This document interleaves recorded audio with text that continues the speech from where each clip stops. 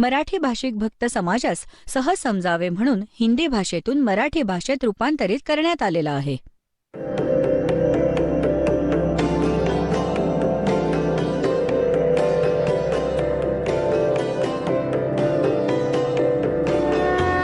और ज्ञान सब ज्ञान डी कबीर ज्ञान सो ज्ञान, और जैसे घोड़ा तोब का करता चले मैदान. जगद्गुरु तत्वदर्शी संत रामपालजी महाराजांचे अमृत वचन सर्व पवित्र धर्मांच्या व पवित्र शास्त्रांच्या आधारावर. बोलो सतगुरुदेव की जय. बंदी छोड़ कबीर परमेश्वर जी की जय. बंदी छोड़ गरीबदास जी महाराज जी की जय. स्वामी रामदेवानंद जी गुरु महाराज जी की जय.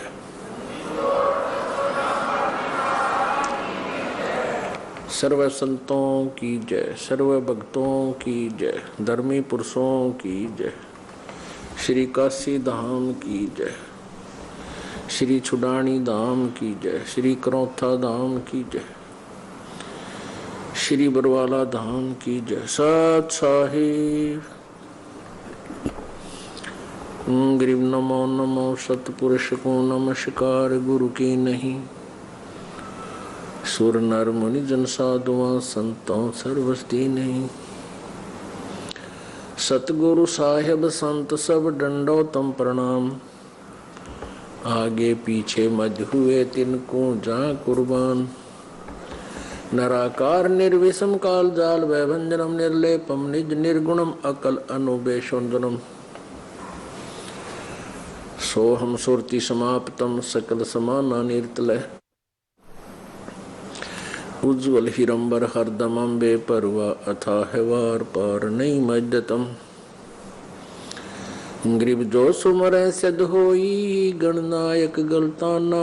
करो अनुग्रह सोई पारस पद परवाना. आदि गणेश मनाऊं गणनायक देवन देवा. चरण कमल लो लाऊं आदंत करूं सेवा. परम शक्ति संगीतम रिद्धिदाता सोई. अवगत गुणे अतीतम सत्पुरुष निर्मोही.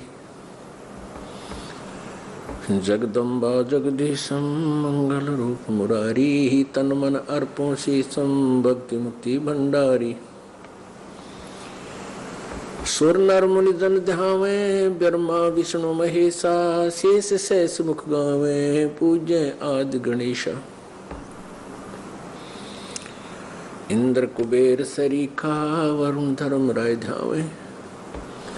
समर्थ जीवन जी का मन इच्छा फल पावे. 33 कोटि आधारा ध्यावे से 88. उतरे बहुत जल पारा कट है यम की फांसी. 33 कोटि आधारा ध्यावे से 88. उतरे बहुत जल पारा कट है यम की फांसी. कर जोरूं विनती करूं धरूं चरण पर शीश.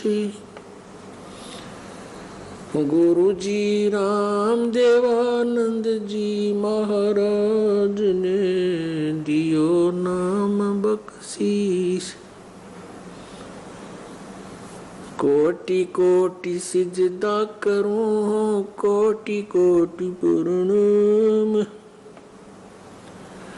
चरण कमल में राखियो मैं बंदी जम गुलाम. कुत्ता हूँ गुरुदेव का रामपाल दास का नाम. गले प्रेम की जेवड़ी जाखे चोवा जाऊं मैं. तो करो तो बावड़ू दूर दूर करो तो जाऊं. जो राखो तो ही रहूं जो देव सो खाऊं. 7 द्वीप 9 खंड में गुरु से बड़ा ना कोई. करता करे न कर सके गुरु करे सो होय। गुरु बिन माला फेरते, गुरु बिन देते दान, गुरु बिन दोनों निष्फल हैं, चाहे पूछो वेद पुराण। मानुष जन्म दुर्लभ है, मिले न बारंबार, तरवर से पत्ता टूट गिरे, बहुर न लागे डारे। गुरु बिन काहू न पाया ज्ञाना, जो थो था बुस छड़े किसाना। गुरु बिन वेद पढ़े जो प्राणी, समझ न सार रहे अज्ञानी। जय इब के सतगुरु मिले, सब दुख आँखों रोए। चरणों ऊपर शीश धरूं, कहूँ जो केड़ी हो। कबीर साईं मिलेंगे, पूछेंगे कुशलात। आद अंत की सब कहूँ, अपने दिल की बात। गुरु जी तुम ना भूलियो, चाहे लाख लोग मिल जाए। हमसे तुमको बहुत है, तुमसे हमको नहीं। तुम्हारे विसारे क्या बने, मैं किसकी शरण में जाऊं। शिव बिरंच मणि नारद, तिनके हृदय न समाऊं। अवगुण किए तो बहुत किए, करत न मानी हार। बावे बंदा बख्श दियो, बावे गर्दन उतारे। अवगुण मेरे बाप जी, बख्शो गरीब नवाज। जो मैं पूत कपूत हूँ, बहुर पिता को लाज। मैं अपराधी जन्म का, नक्शक भरे विकार। तुम दाता दुख भंजना, मेरी करो संभार। परमपिता परमात्मा पूर्ण ब्रह्म, सर्व सृष्टीचे रचनाकार कुलमालिक कबीर देवजी, आपल्या सर्व आत्म्याचे जनक आहेत. आपलं खरं हित जाणणारे तेच आहेत. आपण आपल्याच चुकांनी आपल्याच देवापासून खूप दूर गेलो आहोत.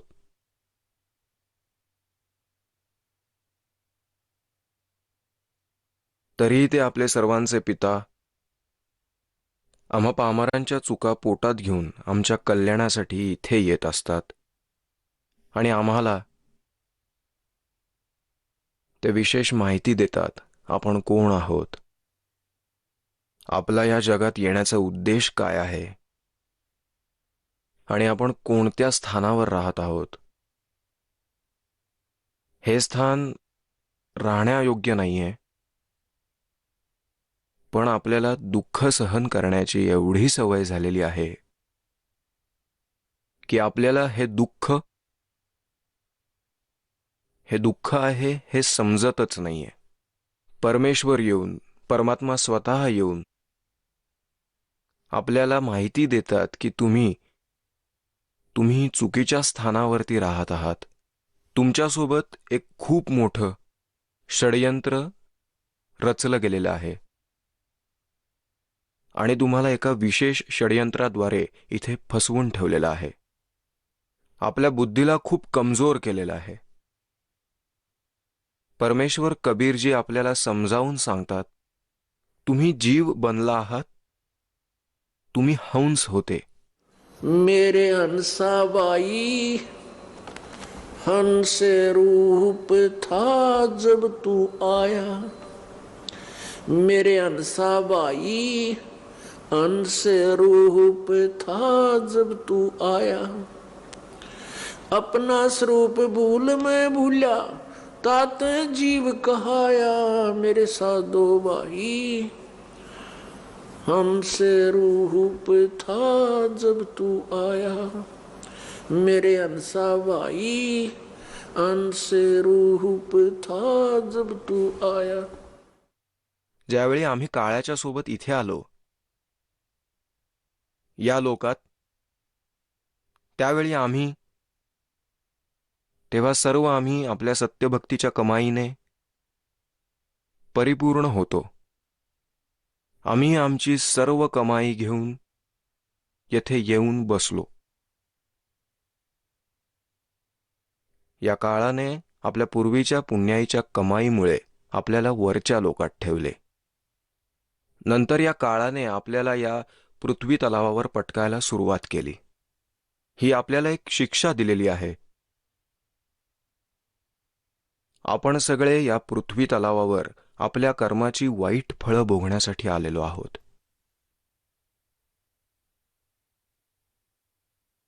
परमात्मा परमेश्वर कबीरजी आपल्याला इथे येऊन आठवण करून देतात, तुम्ही खरं तर या पृथ्वी लोकाचे निवासी नाही आहात. पण या काळाने आपल्याला असं काही या अज्ञानामध्ये गुरफटवून टाकलंय की आपण परमेश्वराची व्याख्याच विसरून गेलेलो आहोत. खरं तर आपण सर्व आध्यात्मिक ग्रंथांना पवित्र मानतो, जसे की श्रीमद भगवत गीताजी, पवित्र 4 वेद, पवित्र 18 पुराणे इत्यादी सर्व ग्रंथांना आपण पूज्य मानत होतो आणि अजूनही मानतो. आणि ज्या ऋषी महाऋषींना आपण विद्वान मानत होतो, ते संस्कृत भाषा बोलायचे, संस्कृत भाषेचे जाणकार होते. त्यांनी ज्या प्रकारे हे सर्व सद्ग्रंथ समजून घेतले आणि त्याच्या आधारानुसार लोकवेद बनवून त्यांनी समाजापुढे मांडले, आणि त्या लोकवेदांच्या आधारे या काळाच्या प्रेरणेने सर्वांनी परमात्म्याची परिभाषा सद्ग्रंथाच्या विरुद्ध पूर्ण समाजाला व्याख्यान केलेली आहे. पण परमेश्वर येतात तेव्हा त्या खऱ्या ज्ञानाला प्रचारित करतात. त्यावेळी आपण सर्व मानव शरीरधारी प्राणी, त्यावेळी आपण खोटे गुरु ऋषी महर्षी आणि मंडलेश्वर ब्राह्मणांच्या आधारानुसार आपण परमेश्वराची परिभाषा ही चुकीच्या पद्धतीने समजून घेतलेली आहे. पण परमात्मा जेव्हा आपल्याला सत्य सांगतात तेव्हा आपण आपल्या अज्ञानातून परमात्म्याच्या सत्य ज्ञानाचा विरोध करतो. आज हे ज्ञान आपल्यासमोर हे दास सांगत आहेत, परमेश्वर कबीर देवजी प्रत्येक युगात या ज्ञानाला सांगतात आणि लिपिबद्ध करतात. हे सच्चिदानंद घनब्रह्म यांची वाणी आहे. ही कबीर वाणी आहे. आजपासून 600 वर्षांपूर्वी परमात्म्याने हे ज्ञान लिपिबद्ध केले होते. आज ते सर्व सद्ग्रंथांमध्ये विद्यमान आहे. आणि म्हणतात, हे परमेश्वर ब्रह्मा विष्णू महेश यांच्याबद्दल सांगत होते. हे नकली ब्राह्मण, नकली गुरु, ऋषी महर्षी हे अजरामर आहेत, सर्वेश्वर आहेत, महेश्वर आहेत, त्यांचे कोणी माता पिता नाही. आणि परमेश्वर म्हणत होते कि साच कहूं तो जग ना माने, झूठ कही ना जाई हो। साच न पूरा पावते इन झूठों जग प्रति आई हो।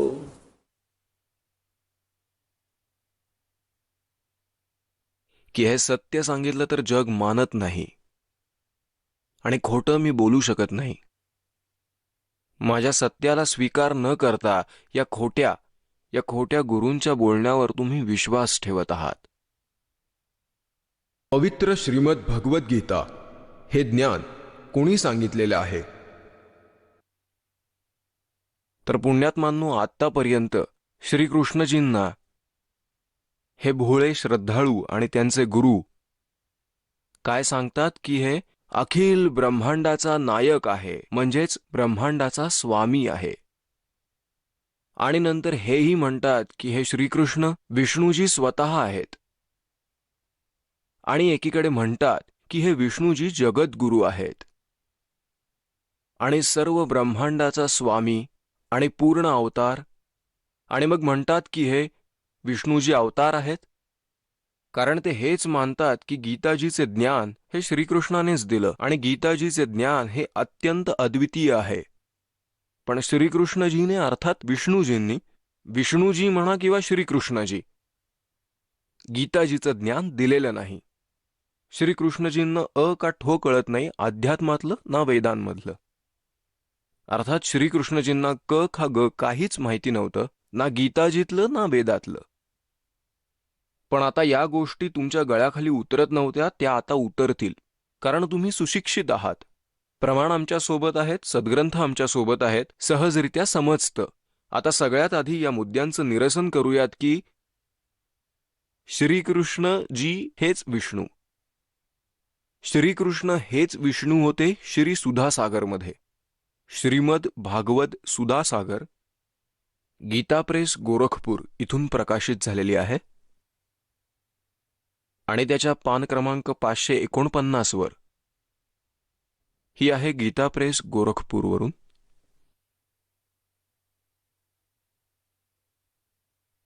प्रकाशक आणि मुद्रक आहेत गीता प्रेस गोरखपूर, गोविंद भवन कार्यालय, कोलकाता संस्थान. याच्या पान क्रमांक 549 वर जाऊयात. 549 पानावरती 10वा स्कंद अध्याय 3. जेव्हा देवाच्या आविर्भावाची वेळ आली, जन्माची वेळ आली, आविर्भावाची म्हणजेच जन्माची वेळ, जेव्हा स्वर्गात देवतांच्या सनयांचा नाद सुरू झाला, सनयांचा नाद आपोआपच वाजू लागला, त्याच वेळी सगळ्यांच्या हृदयामध्ये विराजमान असलेले भगवान विष्णू देवरूपिणी देवकीच्या गर्भातून प्रकट झाले, जन्म घेतला.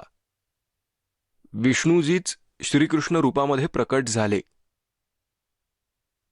आता आपल्याला एवढंच बघायचं आहे की श्री विष्णूजी देवकीच्या गर्भात प्रकट झाले, श्रीकृष्णच विष्णू आहेत. आता विष्णूजी म्हणजेच श्रीकृष्णजी जगद्गुरु आहेत का अज्ञानी आहेत? आता हे आपले सद्ग्रंथच प्रमाणित करतील. हे बघा, श्रीमद देवी भागवत गीता प्रेस गोरखपूरवरून प्रकाशित आहे. श्रीमद देवी भागवत सचित्र मोठा टाइप, हिंदी, केवळ हिंदी. संपादक हनुमान प्रसाद पोद्दार, चिमणलाल गोस्वामी. प्रकाशक आणि मुद्रक आहेत गीता प्रेस गोरखपूर कार्यालय, गोविंद भवन, कोलकाताच्या संस्थान. याच्या 28व्या पानावरील पहिल्या स्कंदामध्ये पहिला स्कंद संक्षिप्त देवी भागवत पान क्रमांक 28 वर नारदजी आणि व्यासजींचा संवाद आहे. नारदजी म्हणाले, महाभाग व्यासजी, तुम्ही या विषयामध्ये जे विचारत आहात, ठीक हाच प्रश्न माझ्या वडिलांनी म्हणजेच ब्रह्माजींनी भगवान श्रीहरीला म्हणजेच विष्णूजींना केला होता. विष्णूजी म्हणा किंवा श्रीकृष्णजी, देवाधिदेव भगवान या ब्रह्मांडाचे स्वामी आहेत. लक्ष्मीजी त्यांच्या सेवेमध्ये उपस्थित राहते. दिव्य कौस्तुभमणी त्यांची शोभा वाढवतो. ते शंखचक्र आणि गदा घेऊन राहतात, पितांबर परिधान करतात, 4 भुजा आहेत, वक्षस्थळावर श्रीवत्साचे चिन्ह चमकत राहते. ते सर्व चराचर जगताचे आश्रयदाता आहेत, जगद्गुरु आणि देवतांचे पण देव आहेत. हा विसर सगळ्यांनाच पडलेला आहे. विष्णूजींनाच जगद्गुरु म्हणलेले आहे. असे जगतप्रभू भगवान श्रीहरी महान तप करत होते. त्यांची समाधी लागली होती. हा महान तप करणे सुद्धा काळाची प्रेरणा आहे. वेद आणि गीतामध्ये सुद्धा नाहीये. हे बघून ब्रह्माजींना, माझ्या वडिलांना आश्चर्याचा धक्का बसला.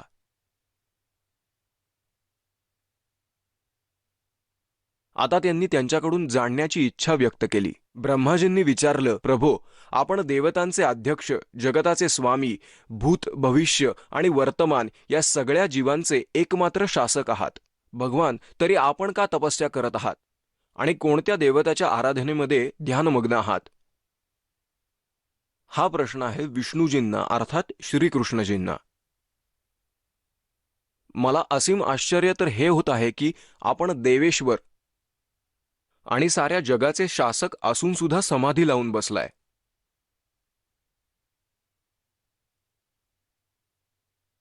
आता ब्रह्माजींचे हे नम्र बोलणे ऐकून भगवान श्रीहरी अर्थात विष्णू अर्थात श्रीकृष्णजी म्हणायला लागले, ब्रह्मण, सावध चित्ताने ऐक, माझ्या मनातील विचार व्यक्त करतोय. देवता, दानव, मानव हे सगळे हेच जाणतात की तुम्ही सृष्टीकर्ता आहात, मी पालन करता आहे आणि शंकर संहाराचं काम करतात. परंतु तरीही वेदांचे ज्ञानी पुरुष आपल्या युक्तीने सिद्ध करतात की जगाची रचना, पालन आणि संहार करण्याची योग्यता जी आम्हाला मिळाली आहे त्याची अधिष्ठात्री शक्तिदेवी श्री दुर्गा आहे.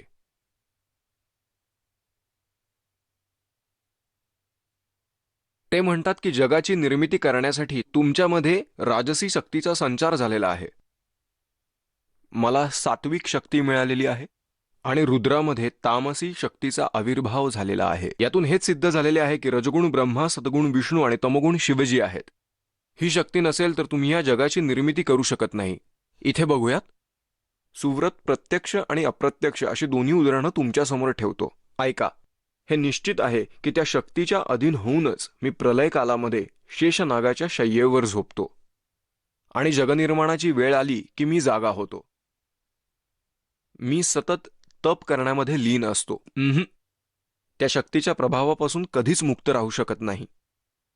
कधीकधी संधी मिळालीच तर श्री लक्ष्मीबरोबर सुखाचा काळ घालवण्याचं सौभाग्य मिळतं. मी कधी राक्षसांशी युद्ध करतो. संपूर्ण जगाला भयकंपित करणाऱ्या दैत्यांच्या शरीरांना शांत करणं माझं परम कर्तव्य आहे. आणि इथे तर कमालच केलीये. निष्कर्षच दिलाय भगवान विष्णूजींनी अर्थात श्रीकृष्णाने. मला सर्व प्रकारे शक्ती म्हणजेच दुर्गा देवीच्या अधीन राहावं लागतं. त्याच भगवती शक्तीचं मी निरंतर ध्यान करत असतो, म्हणजेच त्यांची पूजा करत असतो, दुर्गा देवीची. विष्णूजी अर्थात श्रीकृष्ण म्हणतात की ब्रह्माजी, माझ्या माहिती आणि समजुतीनुसार, माझ्या आध्यात्मिक ज्ञानानुसार या भगवती शक्तीपेक्षा दुसरी मोठी कोणतीही देवता नाही, म्हणजेच यापेक्षा मोठा कोणताही देव नाही. आता पुण्यात्मांनो, यावरून हे स्पष्ट होतंय की श्रीकृष्ण म्हणजेच श्री विष्णूजी हे जगद्गुरू नव्हते. त्यांना वेदांबद्दल ओ का ठो कळत नव्हतं आणि त्यांना अध्यात्माबद्दलही काही माहिती नव्हती. आता श्रीकृष्ण अर्थात विष्णूजी म्हणत आहेत की माझ्या आध्यात्मिक ज्ञानानुसार मला जेवढं माहितीये, माझ्या माहितीनुसार दुर्गाच्या वरती कोणीही भगवान नाही. आता दुर्गा काय म्हणते? याच देवी पुराणामध्ये स्कंद 7 मध्ये पान क्रमांक 562 वरती बघा. हा 7वा स्कंद आणि संक्षिप्त देवी भागवत 562 पान. देवीने हिमालयाला केलेला ज्ञानोपदेश आणि केलेलं ब्रह्मस्वरूपाचं वर्णन. श्रीदेवीजी म्हणायला लागल्या, पर्वतराज, इकडून बघूयात. या ब्रह्माचं काय स्वरूप आहे हे सांगण्यात येतं, जे प्रकाश रूप, सर्वांच्या अत्यंत जवळ राहणारे, हृदयरूपी गुहेमध्ये राहण्याच्या कारणाने ते गुहाचर नावाने प्रसिद्ध आणि महान परमप्राप्य आहेत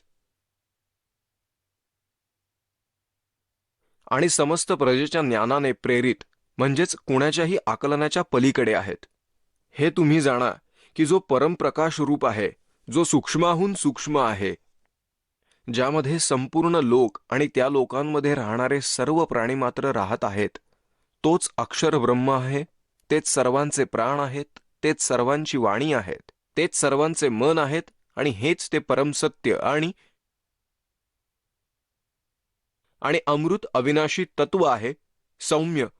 या पूर्ण होऊ शकणाऱ्या लक्ष्याचा तुम्ही वेध घ्या, मन लावून त्यामध्ये तन्मय व्हा, रममाण व्हा. सौम्य उपनिषदात सांगितल्याप्रमाणे महान अस्त्ररूपी धनुष्य घेऊन त्यावर उपासनेद्वारा तीक्ष्ण केलेल्या बाणाने नेम धरा आणि नंतर भावानुगत मनाने तो बाण मागे खेचून त्या अक्षर ब्रह्मलाच लक्ष करून शरसंधान करा. आता दुर्गा काय म्हणतेय की त्या ब्रह्मची पूजा करा. ही तर म्हणते की अक्षर पुरुष, इशारा करते पूर्ण परमात्म्याकडे आणि नाव सांगते ब्रह्म. प्रणव म्हणजे ओम धनुष्य आहे, जीवात्मा बाण आहे आणि ब्रह्मला त्याचे लक्ष म्हणण्यात येते, म्हणजे ओम नामजप आणि ब्रह्मला प्राप्त करण्याचा उद्देश ठेव. साधी गोष्ट. आता पुढे बघा. आता दुर्गा म्हणते की माझी पूजा पण करायची नाही, या सगळ्या गोष्टी सोडा आणि त्या एकमात्र परमात्म्यालाच जाणून घ्या, दुसऱ्या सगळ्या गोष्टी सोडून द्या. हेच अमृतरूप परमात्म्याच्या जवळ पोहोचवणारा पूल आहे. संसार सागरातून पार होऊन अमृत स्वरूप परमात्म्याला प्राप्त करण्याचा हा सर्वात सुलभ मार्ग आहे. ज्या प्रकारे रथाच्या चाकाला आरे लावलेले असतात, हे पहा. या आत्म्याचा आहा, गीता दुर्गा म्हणते या सर्व गोष्टी सोडून द्या, माझी पण पूजा करू नका. या आत्म्याचा ओमच्या जपासोबत ध्यान करा. इथं त्यांनी परमात्मा असं लिहायला हवं होतं. यातूनच अज्ञानमय अंधकारापासून सर्वांच्या पलीकडे आणि संसार सागराच्या पलीकडे जो ब्रह्म आहे, ओमचा जप कर म्हणजे ब्रह्माची प्रचिती होईल, तुमचं कल्याण हो. आता इथे कमाल केली. तो ब्रह्म कुठे राहतो? ओमच्या जपाने तुम्ही कुठे जाणार? हाच तो सर्वांचा आत्मा ब्रह्म. ब्रह्मलोक रूपदिव्य आकाशात स्थित आहे. वरती ब्रह्मलोकात हा राहतो ब्रह्म, आणि ज्याचं ओम नाव आहे त्याचा तुम्ही जप करायचा, म्हणजे तो वर राहणारा त्याला तुम्ही प्राप्त कराल. श्रीकृष्णजींनी अर्थात विष्णूजींनी, विष्णूजी म्हणा किंवा श्रीकृष्ण, श्री विष्णूजींना तर काहीच माहिती नाही, ना अध्यात्मातलं ना वेदांमधलं. अर्थात श्रीकृष्णजींना तर कशाचाच पत्ता नाही, ना गीताजींचा ना वेदांचा. आता या गोष्टी तुमच्या गळ्याखाली उतरत नव्हत्या, पण आता उतरतील, कारण तुम्ही सुशिक्षित आहात. प्रमाण आमच्या सोबत आहे, सद्ग्रंथ आमच्या सोबत आहे, आपण हे सहज समजू शकाल. आता गीतेच्या अध्याय नंबर 7 मध्ये श्लोक नंबर 24 आणि 25 मध्ये गीतेचा ज्ञानदाता काय म्हणतो आपण स्वतःच वाचा. गीता तर तुम्ही रोजच वाचता, पण आता हे पहा म्हणजे अधिकच आनंद वाटेल. गीताजी अध्याय नंबर 7चा श्लोक नंबर 24. श्रीमद भगवत गीता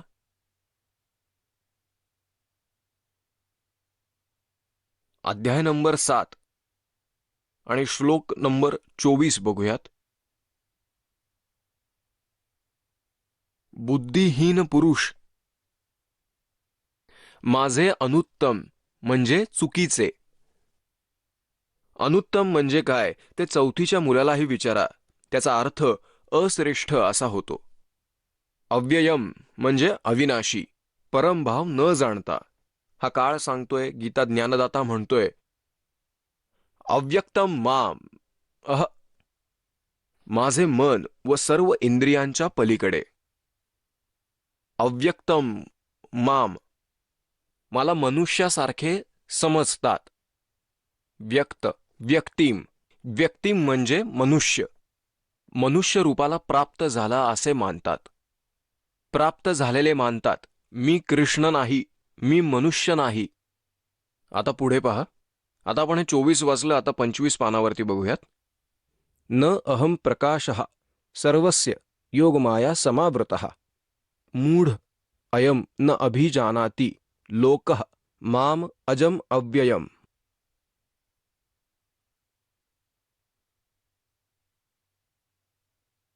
स्वतःच्या योगमायेने लपलेला मी कोणाच्याही समोर येत नाही. हे अज्ञानी जनसमुदाय या न जन्मणाऱ्या परमेश्वराला जाणत नाहीत, समजत नाहीत. जग मला जन्मणारा आणि मरणारा समजतंय. आता परत बघा.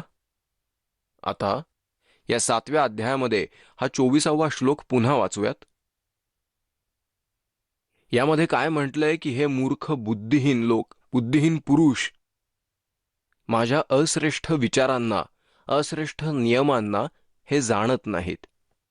माहीत नसून सुद्धा मला या अव्यक्ताला, अव्यक्त म्हणजे सूर्य जसा ढगांच्या मागे लपलेला असतो, तो दिसत नाही पण तो तिथेच असतो, अव्यक्त. यापुढे जाऊन सांगतो की माझ्या योगमायाने लपवलेला असतो. माझ्यासारख्या अव्यक्ताला म्हणजे लपलेल्या मनुष्य समान जन्म घेऊन येतोय असे समजतात. मनुष्य जन्म घेऊन मी व्यक्तिभावामध्ये आलोय असं ते मानतात. मला कृष्ण समजतात पण मी कृष्ण नाहीये. आता 25 मध्ये बघूयात. काय म्हणतात की मी माझ्या योगशक्तीमुळे लपलेला राहतो, मी गुप्त राहतो. मी माझ्या योगशक्तीमुळे लपलेला राहतो. म्हणतात मी गुप्त राहतो, सगळ्यांच्या समोर प्रत्यक्ष येत नाही. आता विचार करा, श्रीकृष्णजी थोडंच हे असं बोलतील, ते तर समोर उभे होते, सगळ्यांना दिसत होते. मी कोणाच्या प्रत्यक्ष समोर येत नाही हे अज्ञानी जनसमुदाय, हे मूर्ख लोक माझ्यासारख्या या जन्मरहित अविनाशीला समजतच नाहीत. अजन्मा म्हणजे जन्म न घेणाऱ्याला, अजन्मा म्हणजे जन्म न घेणाऱ्याला हे समजतच नाही, हे जाणत नाहीत. आता पुण्यात्मांनो, या काळ देवाने मी प्रतिज्ञा केलेली आहे की मी कधीही कोणाच्याही समोर येत नाही, नाही येणार. हे स्पष्ट करतं की माझ्या या अटल अविनाशी सिद्धांताला, भावाला, विचारांना, प्रतिज्ञेला हे परिचित जाणत नाहीत.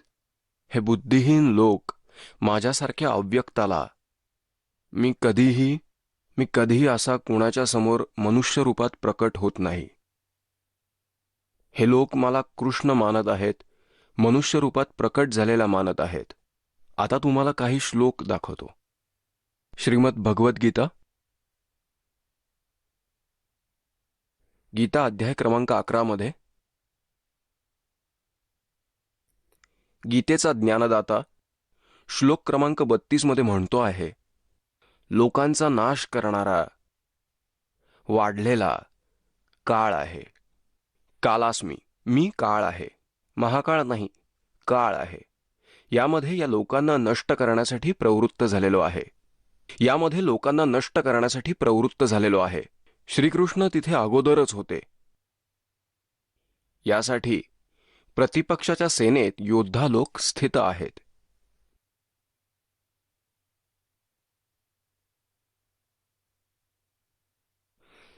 ते सगळे तुझ्याशिवाय सुद्धा राहणार नाहीत. अर्थात म्हणजे तू युद्ध केले नाहीस तर या सर्वांचा नाश होणारच आहे. आता गीता अध्याय क्रमांक 11च्या 46व्या श्लोकामध्ये अर्जुन म्हणतो, हे पहा, अर्जुन उवाच, हे अर्जुन बोलत आहे, हे विष्णू, कारण तो श्रीकृष्णाला विष्णू मानत आहे. मी तसाच तुम्हाला मुकुट धारण केलेले तथा गदा आणि चक्र हातात घेतलेल्या रूपात बघू इच्छितो. म्हणून हे विश्वरूप, हे सहस्त्रबाहो 1000 हात असलेले आपण, तुम्ही त्याच चतुर्भुज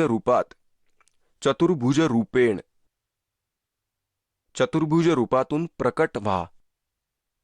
आता इथे कमाल बघा. या इथे 47व्या श्लोकात काळ बोलत आहे. श्री भगवान उवाच,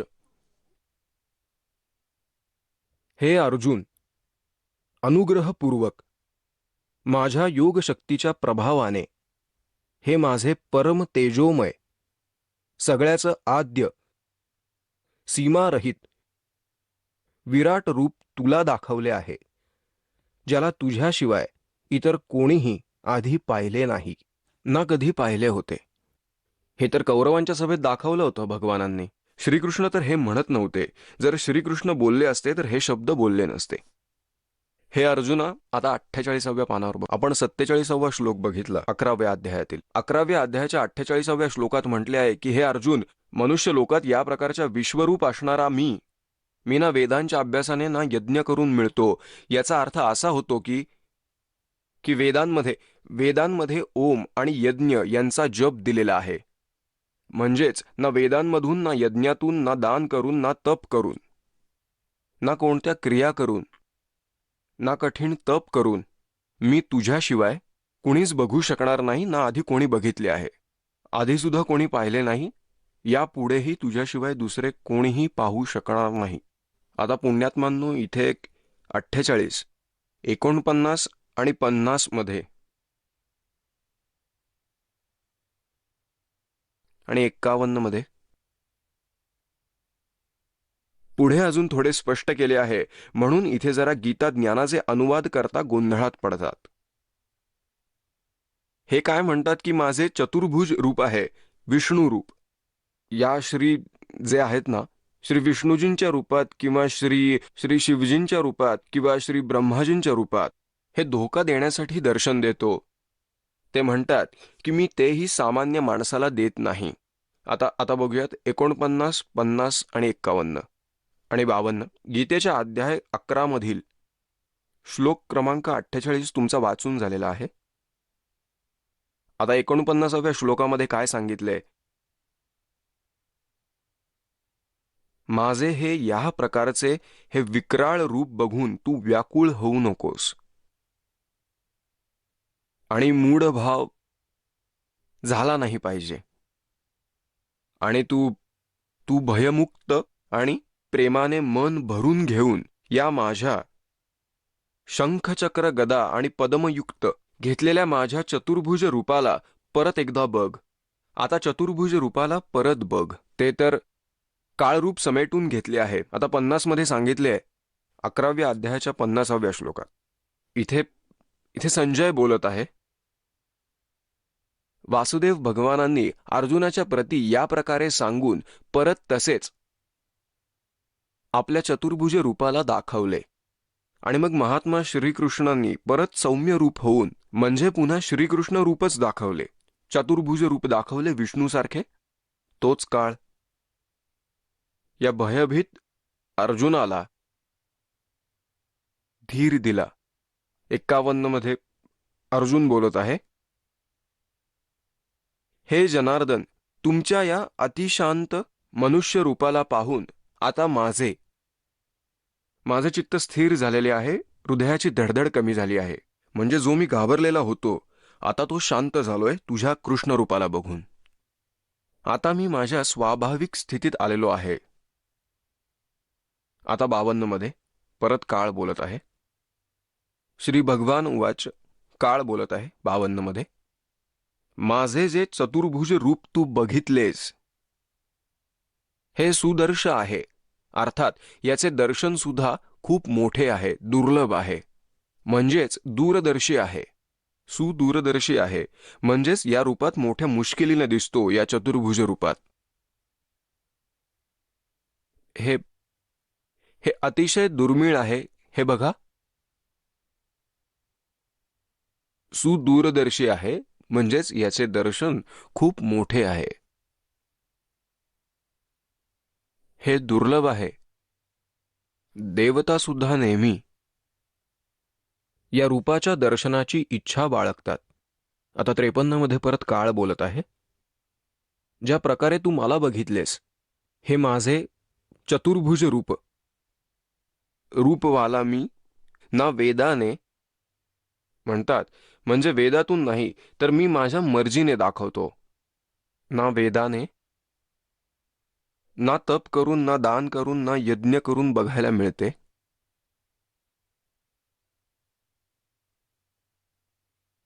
परंतु हे परंतप अर्जुन, काळ म्हणत आहे, अनन्य भक्तीद्वारा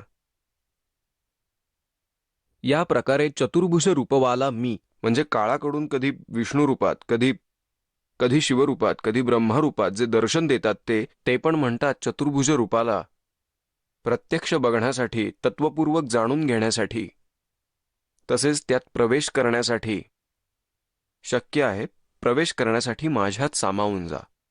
माझी भक्ती करत राहा, माझे स्मरण करत राहा, माझ्या मुखात राहा. यासाठी इथे मी संभव आहे त्याला आपण बघू शकतो. आता इथे ही गोष्ट स्पष्ट होईल, एक गोष्ट स्पष्ट होईल की श्रीमद भगवद्गीताजीचे ज्ञान श्रीकृष्णाने सांगितलेले नाही. श्री कृष्णाला तर हे माहिती नाही की मी गीता म्हणताना काय बोललो होतो. अजून एक प्रमाण तुम्हाला देतो, कारण हा एक असा जटिल प्रश्न बनलेला आहे. हे भोळे आत्मा अजून सुद्धा या तत्वज्ञानाला समजून न घेता गीतेतील ज्ञानाला श्रीकृष्णाने सांगितलेले मानून सगळेच उलट सुलट अर्थ काढले आहेत आणि श्रीकृष्णाला सर्वश्रेष्ठ मानून त्यावर हे आधारित करून टाकले. अर्थाचा अनर्थ करून या अनमोल ज्ञानाचा घोळ करून ठेवला या लोकांनी. आता बघा, श्रीकृष्णांनी म्हटले आहे की मी गीताविषयी काय बोललोय हे मला माहिती सुद्धा नाही. जसे की कोणी प्रेत कोणामध्ये प्रवेश करते, ते प्रेत बोलते, त्यातून निघाल्यावर त्या आत्म्याला माहिती नसतं की त्याने काय बोलले होते आणि हे सांगू लागतात की तुम्ही असे बोलला होता, तसे बोलला होता, असे म्हणत होता, आणि ते भूत बोलत असते. असेच प्रेतवत प्रवेश केला श्रीकृष्णांच्या मध्ये आणि काळ गीतेचे ज्ञान सांगून गेला. आता हे बघा, संक्षिप्त महाभारत, द्वितीय खंड, गीता प्रेस गोरखपूरवरून प्रकाशित आहे. व्यासजी, वेद व्यासजी याचे लेखक आहेत. याच्या पृष्ठ क्रमांक 667 वर याचे संपादक आहेत जयदयाळ गोयंतका, जे गीतेचे अनुवादक सुद्धा आहेत. संपादक आणि संशोधक आहेत गीता प्रेस गोरखपूर. गीता प्रेस गोरखपूरमधून प्रकाशित आणि मुद्रित आहे. याच्या 667व्या पानावर आपण जाऊयात. हे बघा, हे आहे पान क्रमांक 667. श्रीकृष्णाचा अर्जुन आणि महर्षी कश्यप यांच्याबरोबर झालेला संवाद. जन्मेजयने विचारले, ब्रह्मन, शत्रूंचा नाश केल्यानंतर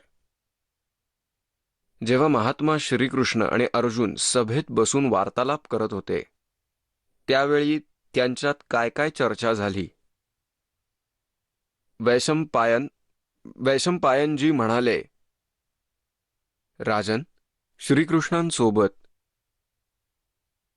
अर्जुनाने जेव्हा आपल्या राज्यावर पूर्ण अधिकार मिळवला, तेव्हा ते दिव्य सभा भवनामध्ये आनंदाने राहू लागले. एक दिवस आप्तजनांमध्ये असलेले हे दोन मित्र स्वेच्छेने फिरत फिरत सभामंडपाच्या अशा भागात पोहोचले जो स्वर्गासमान सुंदर होता. पांडुनंदन अर्जुन श्रीकृष्णाच्या सोबत राहून खूप प्रसन्न होते.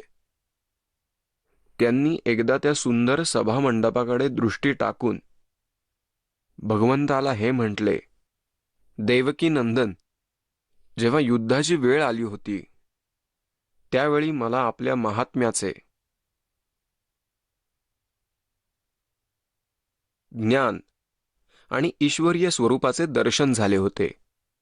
परंतु केशव, तुम्ही मला प्रेमाने पहिले मला जो ज्ञानाचा उपदेश दिला होता, तो आता या बुद्धीच्या दोषाने मी पूर्णतः विसरून गेलेलो आहे.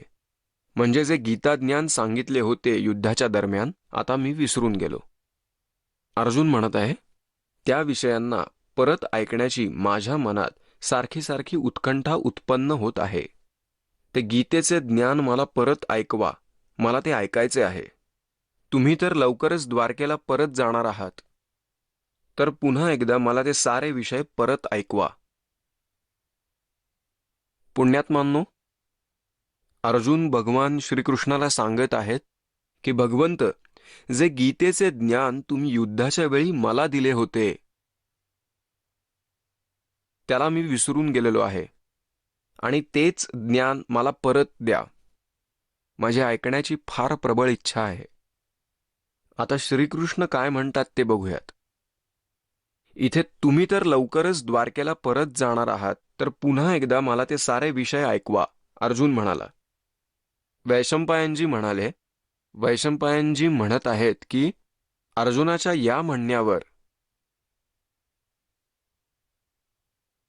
सर्व वक्त्यांमध्ये श्रेष्ठ महातेजस्वी भगवान श्रीकृष्णाने अर्जुनाला मिठी मारून असे उत्तर दिले. श्रीकृष्ण म्हणाले, अर्जुना, त्यावेळी मी तुला अतिशय गोपनीय विषय ऐकवला होता. आपल्या स्वरूपभूत धर्माचा, सनातन पुरुषोत्तम तत्वाचा परिचय दिला होता आणि नित्य लोकांचे वर्णन सुद्धा केले होते. पण तू तुझ्या असमंजसपणामुळे त्या उपदेशाला आठवणीत ठेवलं नाहीस. हे समजल्यानंतर मला खूप दुःख झालेलं आहे. आता त्या गोष्टींचं पूर्णतः स्मरण होणे कठीण आहे असे वाटते. पांडुनंदन, खरोखरच तू खूप श्रद्धाहीन आहेस. तुझी बुद्धी चांगली नाही असं दिसतंय. आता त्या उपदेशांची जशीच्या तशी उजळणी करणे माझ्यासाठी कठीण आहे, कारण त्यावेळी योगयुक्त होऊन मी त्या परमात्म्या तत्वाचे वर्णन केले होते. पुण्यात्मांनो, आता तर श्रीकृष्णजी अर्जुनावर रागवत आहेत, धमकी देत आहेत की तू खूप श्रद्धाहीन आहेस, तुझी बुद्धी चांगली नाहीये, तू गीतेमधील ज्ञानाला लक्षात का नाही ठेवलंस. आणि आता स्वतः म्हणतायत, आता तर ते मला ज्ञान पूर्ण नाही सांगता येऊ शकत. हे काय बोलणे झाले. यावरून सिद्ध होते की श्रीकृष्णजींना गीतेतील क ख ग माहिती नव्हते. पुण्यात्मांनो, आता हा दास ज्या विषयावर सत्संग करत आहे आणि तुम्ही तो ऐकत आहात, आणि जो पहिल्यांदा हे ज्ञान ऐकणार त्याला फक्त मुश्किलीने 20% लक्षात राहील. आणि मी वक्ता आहे, पूर्ण शुद्धीत बोलत आहे. मला कधीही विचारा, लगेचच मी सांगेन, कारण मी पूर्णतः शुद्धीत बोलत आहे. मग तुम्ही मला म्हणाल ते मागे सांगितलेले परत सांगा, आणि मी तुम्हाला म्हणेन की तुम्ही लक्षात का नाही ठेवलं, आता मला आठवत नाही. यावरून असे सिद्ध होते की मी बोललोच नाही. कोणीतरी भूत माझ्या अंगात येऊन बोलून गेलं, तेव्हाच मी अशा गोष्टी बोलू शकतो. तर असेच श्रीकृष्णांच्या वाणीतून काळ बोलत होता. हा काळ कोण आहे? आत्ताच तुम्हाला याची ओळख सांगितली. हा 21 ब्रह्मांडाचा स्वामी आहे. ब्रह्मा विष्णू महेश यांचा पिता आहे. दुर्गा याची पत्नी आहे. ब्रह्मा विष्णू महेश यांची आई दुर्गा आहे. आणि हा काळ जो आहे तो असे फसवतो. त्याने गीतेतील अध्याय क्रमांक 4 मधील श्लोक क्रमांक 5 आणि 9 मध्ये हे स्पष्ट केलंय की अर्जुना, तुझे आणि माझे खूप जन्म होऊन गेलेत. हे तुला माहीत नाही, मला माहीत आहे. माझे जन्म आणि कर्म अलौकिक आहे, दिव्य आहेत. आता ही कर्म कशी दिव्य आहेत? जसे श्रीकृष्णाच्या शरीरात शिरून भूतासारखे, प्रेतासारखे आपले काम करून गेला, नाश करून गेला. अर्जुनाने ना केली, कृष्णाने ना केली की आम्ही युद्ध करणार नाही. श्रीकृष्ण तर म्हणाले होते की असा जुलूम केला नाही पाहिजे. तर या महात्म्याने अशी प्रतिज्ञा केली होती की श्रीकृष्णाने की मी युद्ध नाही करणार, हत्यार हातात घेणार नाही, कारण त्यांना युद्ध नकोच होते. ते अत्यंत शांत स्वभावाचे महापुरुष होते, शतोगुण भगवान आहेत. पण काळाने त्यांच्यात प्रवेश केला आणि अर्जुनाला भयंकर रूप दाखवून त्याला घाबरवले. घाबरून अर्जुनाने म्हटले की मी युद्ध करेन आणि मी तुमच्याशी सहमत आहे. त्याने ओळखले होते की परत त्यांनी जर एकदा आपले विराट रूप दाखवले तर माझं काळीच फाटून जाईल. त्यामुळे त्यांनी युद्ध करणं हेच आपले हित मानलं. तर आता तुम्हाला दाखवतो की याचे जन्म आणि कर्म कसे अलौकिक आहेत. हा कशी कर्म अलौकिक करतो हे बघा. श्री विष्णू पुराण, गीता प्रेस, गोरखपूरवरून प्रकाशित. याचे संपादक कोण आहेत? अनुवादक आहेत श्री मुनीलाल गुप्त आणि प्रकाशक गीता प्रेस, गोरखपूर. आणि मुद्रक देखील हेच आहेत आणि प्रकाशकही हेच आहेत. आता बघूयात यातील पान क्रमांक 233 वर हा चतुर्थ अंश अध्याय क्रमांक 2, पृष्ठ क्रमांक 233 वर. इथे खाली पहा.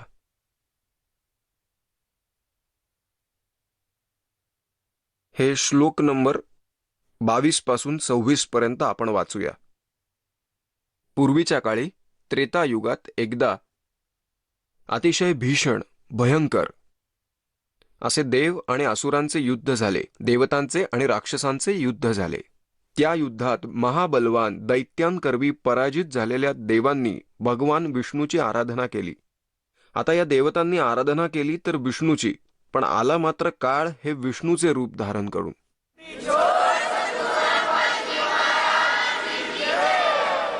चला आता आपण त्या श्रद्धाळूंचे अनुभव जाणून घेऊयात, ज्यांनी जगद्गुरू तत्वदर्शी संत रामपालजी महाराजांकडून दीक्षा प्राप्त केलेली आहे, तसेच त्यांच्याद्वारा सांगितलेल्या भक्ती मार्गावर चालत आहेत. नमस्कार. नमस्कार. आपलं नाव? राजोबाई धरमसिंग महेर. आपण कुठून आलात? रमदुलवाडी, तालुका बदनापूर, जिल्हा जालना, महाराष्ट्र. आपला व्यवसाय काय आहे? अंगणवाडी कार्यकर्ती. संत रामपालजी महाराजांची गुरुदीक्षा आपण कधी घेतली? 30/8/2015. संत रामपालजी महाराजांची गुरुदीक्षा घेण्या अगोदर आपण व आपला परिवार कोणती भक्ती साधना करत होतात? गणपतीची पूजा करत होतो, त्याचा उपास धरत होतो.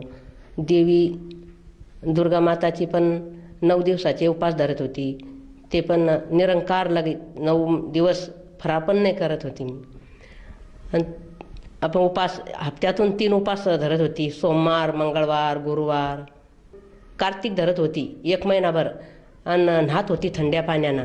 तुळशीला पाणी टाकत होती वल्ल्या कपड्यांना. 1 महिनाभर वल्ल्या कपड्यांना 4 वाजता पाणी टाकत होती तुळशीला. त्याची पण पूजा करत होती मी.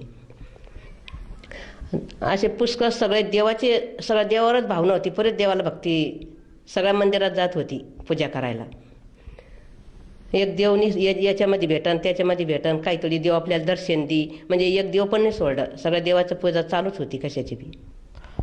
जसं आपण सांगत आहात की आपण अगदी पूर्वीपासूनच परमेश्वर प्राप्तीसाठी वेगवेगळ्या देवस्थानी जाऊन, वेगवेगळ्या मंदिरात जाऊन देवाची आराधना करत होतात आणि भक्तिमार्गात आपण होतातच. तर मग आपण संत रामपालजी महाराजांकडे का गेलात आणि त्यांच्याकडनं आपण गुरुउपदेश कसा घेतला? आमच्या घरामध्ये आमचे पतीनं घेतलेला होता. मग त्यांना 1 वर्ष झालं होतं त्यांनी घेतलं होतं. ते ज्ञानगंगा आणलेली होती त्यांनी घरामध्ये. तर ती मी कधीमध्ये ती वाचत होती त्याला. वाचता मला असं वाटलं याच्यात काहीतरी वेगळंच आहे. आपण भक्ती करतो पण ही वेगळी आहे आणि याच्यामध्ये वेगळं आहे. पण ते पती पण म्हणत होते आपलं हे वेगळं आहे आणि हे वेगळं आहे. आपली ही भक्ती म्हणजे पुष्कळ चांगली आहे. ती काळाची भक्ती आहे, ती करू नका मला असे म्हणत होते ते. पण मी तिकडंच होतं लक्ष ते आमचं जास्त करून. पण मी ज्ञानगंगा वाचायला लागली थोडं. मग मला पण ज्ञान आलं ते. मग मी म्हणली चला आता मला पण दीक्षा घ्यायची. मग आपल्या जालन्याला आली मी आणि मी रामपाल महाराजाची दीक्षा घेतली मी येऊन. जसं तुम्ही सांगत आहात की सर्वप्रथम आपण ज्ञानगंगा हे पुस्तक वाचलं, त्यातलं ज्ञान आपल्याला कळालं आणि आपण जालना येथे जाऊन संत रामपालजी महाराजांची गुरुदीक्षा घेतली. जेव्हा आपण संत रामपालजी महाराजांची सद्भक्ती स्वीकारली आणि त्यांच्या सतसाधनेत आपण लीन झालात, त्यानंतर आपल्याला व आपल्या परिवाराला काय काय अनुभव आलेत? अनुभव तो पुष्कळ आले, पण थोडक्यात सांगते मी. आमचे पती पण कायमचे बेमार पडत होते. त्यांचं पोटदुखी होती, त्यांना कायमचे दवाखाने करत होते. ती हप्त्यातून 2-3 बाऱ्या जात होते. ते कदरले ते पोटाच्या दुखण्यानं. पण ते आपले संत रामपाल महाराजच्या शरण आले ना, तेव्हापासून त्यांची पोटाची बिमारी एकदम नाहीशी झाली. आणि एक अनुभव आमचं पण स्वतः आम्हाला पित्ताची बिमारी होती. तर मी काहीच खात नाही होती. हे खाट्टं मिठ्ठं तळण काहीच नाही. कायमच्या वांत्या होत राहत होत्या. मला काहीच पचन न पडत होतं.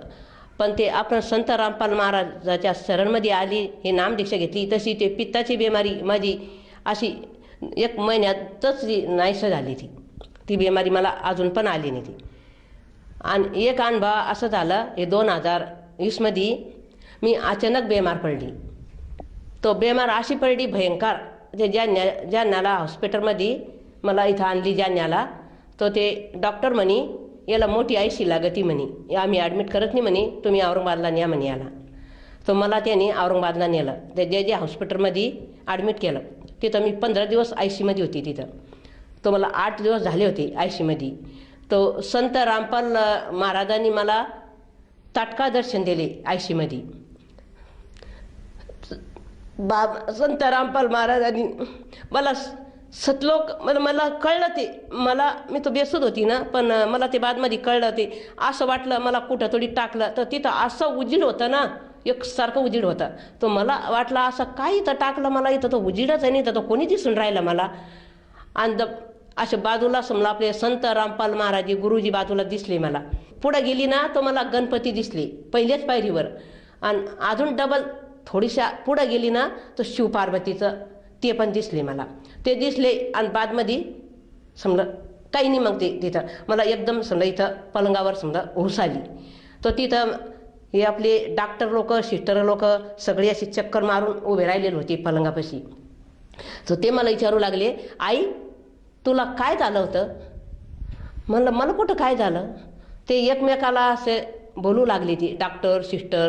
म्हणजे त्यांनी माझं समजा काहीतरी त्यांनी पाहिलं, माझ्यामध्ये काहीच उरलं नव्हतं. ते संत रामपाल महाराज हे मी नाही हे गुरु केलं असतं ना, तो आज हे ठिकाणी मी ही बोलली नसती. आज मला हे नव जीवन दिलेले आपल्या सद्गुरू रामपाल महाराजांनी नवं जीवन दिलं मला. म्हणजे तिथं सतलोकमध्ये समजा तिथून मला वापस आणलेले. आज मी या जागेवर राहिली नसती. नाही मी हे गुरु केलं असतं ना संत रामपाल महाराजजी, तो आज मी या जागेवर नसली असती. जसं तुम्ही सांगत आहात की संत रामपालजी महाराजांच्या शरणात आल्यानंतर आपल्याला व आपल्या परिवाराला बरेचसे अनुभव मिळाले. मुख्यतः आपल्याला एक नवीन जीवनदान मिळालं आणि त्यामुळे आज आपण सद्भक्ती करत आहात. तर ह्या आपल्या अनुभवामधून आपण सर्वसामान्य जनतेला आणि मुख्यतः आपल्या समाजाला आपण काय संबोधन कराल? समाजला हे सांगू शकते मी, असं संत आपल्याला जगामध्ये कुठंच भेटणार नाही. हे संत असे खरे परमात्मा आहे. हे तुम्ही लवकरात लवकर या आणि आपले हे संत रामपाल महाराजाची आपली दीक्षा घ्या.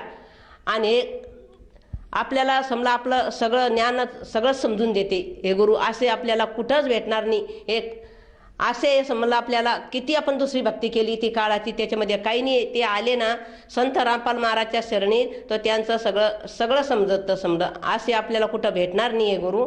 आणि लवकरात लवकर या. जसं तुम्ही सांगत आहात की मानव समाजाने लवकरात लवकर हा निर्णय घेतला पाहिजे आणि संत रामपालजी महाराजाकडून सद्भक्ती घेऊन आपल्या जीवनाचं सार्थक केलं पाहिजे. तर ह्या अनुषंगाने जर एखाद्या साधकाला जाणवलं की आपणसुद्धा संत रामपालजी महाराजांची नामदीक्षा घ्यावी, तर तो व्यक्ती नामदीक्षा कशी घेऊ शकेल? नामकेंद्र आपले जिल्ह्यावर सगळ्या जिल्ह्यावर खोललेलं आहे. TV चॅनलवर ते खाली पट्टीवर नंबर येते, त्याच्यावर समजा बघून पण कॉन्टॅक्ट करू शकतो. ते कॉन्टॅक्ट करून जवळच्या नामकेंद्राच्या माहिती तिच्यातून आपल्याला मिळेल. तिथं जाऊन नामदीक्षा घ्या. या नामदीक्षेसाठी त्या साधकाला किती खर्च येतो? त्याला खर्च काहीच नाही, 1 रुपया पण नाही खर्च येतं त्याला, काहीच नाही खर्च आहे त्याला. तेच आपल्याला उलट प्रसाद देता, आपल्याला त्याच्यात काही खर्च नाही. ते फुकट आपल्याला सगळं फुकट भेटतं ते. धन्यवाद सत्साई.